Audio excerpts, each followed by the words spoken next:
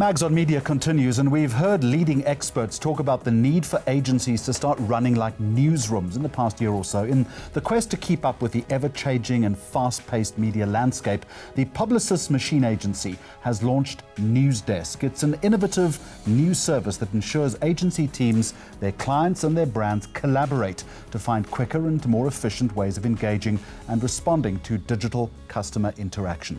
The idea is also to promote an open and trusting relationship between clients and their agencies. Here now is a quick snippet on how this all works. This is the news desk. It looks like a newsroom because that's exactly what it is. The way it works is simple. The right people with the right tools meet in this room 3 times a week to listen to what the world is saying about the brand, enabling us to create relevant content quickly that works across all channels. This is how the room is set up. Each meeting includes a key player from the PR firm, media buying company, and search with the ad agency at the lead. The agency team includes account, creative, strategy, analytics, and production. And on the other end, the clients, who are key players, including the community manager and legal. It's a perfect storm of collaboration.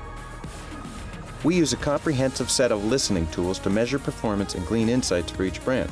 They show us the conversation taking place about your brand in real time so that we can react in real time. With the right people and tools together, we can make magic happen. For instance, our strategist pinpoints a conversation.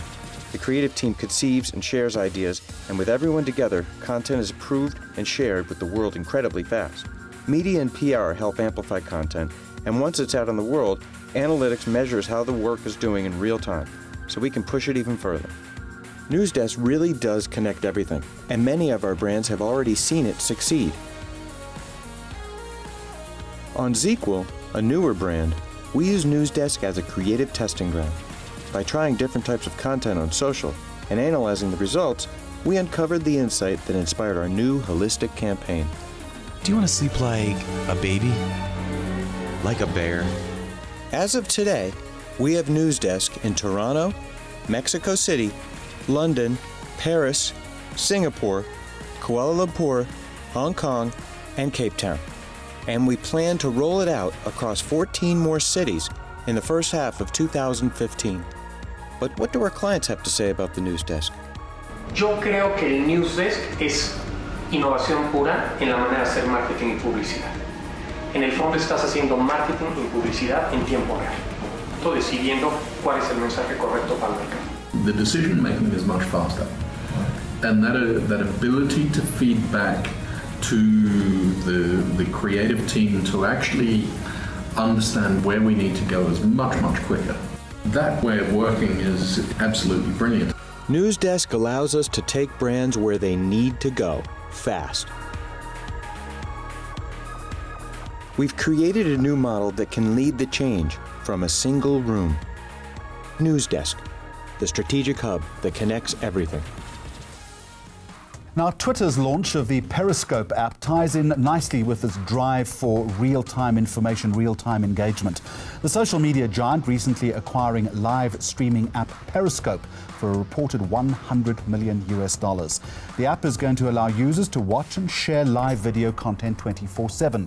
While all this is very exciting, eNCA reporter Yusuf Omar takes a realistic look at whether South Africa's online infrastructure, as it stands now, is capable of providing local users with that full experience. Twitter believe its new app is the closest thing to teleportation. Periscope, exploring the world through someone else's eyes. What are you seeing?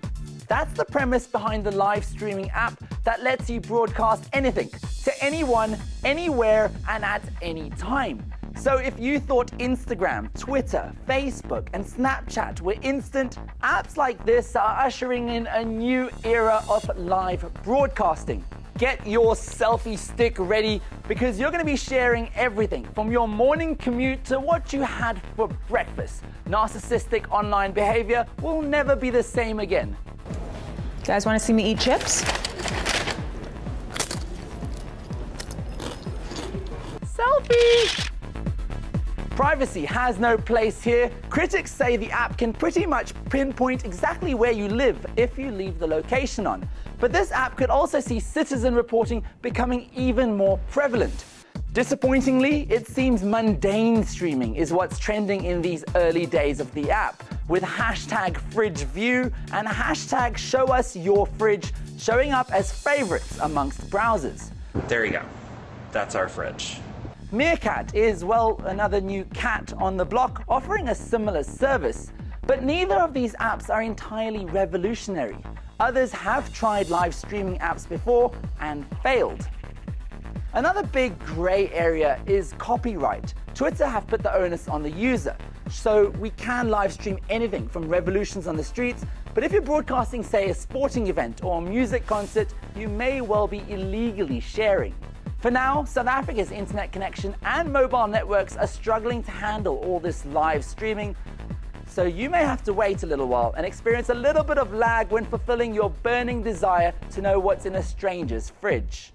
Yusuf Omar for Mags on Media. Here's a great story where technology meets radio. Radiovybe is an interactive radio application that allows you to discover, listen and interact with radios within and outside your geographical location. The interactive feature of the app, and this is the interesting part, allows members to contribute to live radio shows while listening. The app also allows members to stream music and connect with the artists. So we'll be joined by the founders, brothers Ike and Valentine Ezani. Welcome to both of you. First time on this program we've ever interviewed brothers. Thank you. Do you guys get on well in business? Yeah, we do. We do. Don't know if the same thing would be with my brother. I think we'd argue a lot.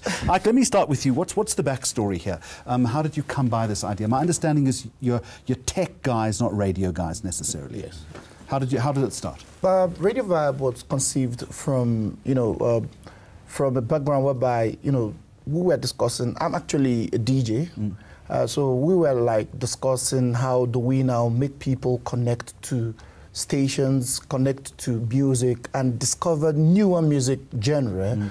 So we thought about why don't we come up with something that will bring radio stations and artists together in one particular space so that users and listeners can equally interact with these radio stations and probably, get to discover new music genre, especially the way Africa is coming up with vibey tunes day in, day out. Valentine, I've got my tablet in front of me. Yes. Surely I can go on to TuneIn Radio and it's exactly the same thing, or is there a difference? There's a difference, actually, Jeremy. The difference of Radiovybe and TuneIn is in TuneIn, you only stream radio only. But in Radiovybe, you stream radio and also interact with the radio show online real time.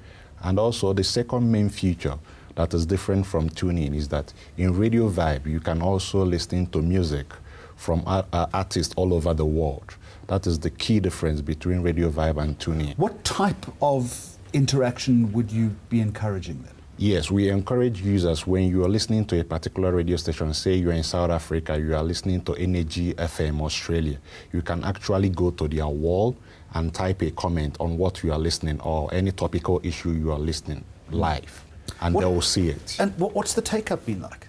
I mean, this really is, there's a merging of a traditional platform and a technological platform. Yes, and it's really being accepted globally. A lot of radio stations, we've been functional for the past 14 months, and the acceptance has been wonderful. As we are talking now, people are streaming radio, making comments on the wall, and trying to suggest new topics that they would enjoy in future in terms of radio and everything. So it's about users owning the concept themselves in many respects. Exactly. I'm always fascinated about entrepreneurial stories. How did you start this from a business perspective? Actually, currently we're still bootstrapping. Everything about Radiovybe has been funded from our individual pockets. We've not had any funding so far. It has been very, very tough, but having learned from so many other people that started, that had shared the same entrepreneurial spirit with us, you have to fall for you to get up and dust yourself and continue going.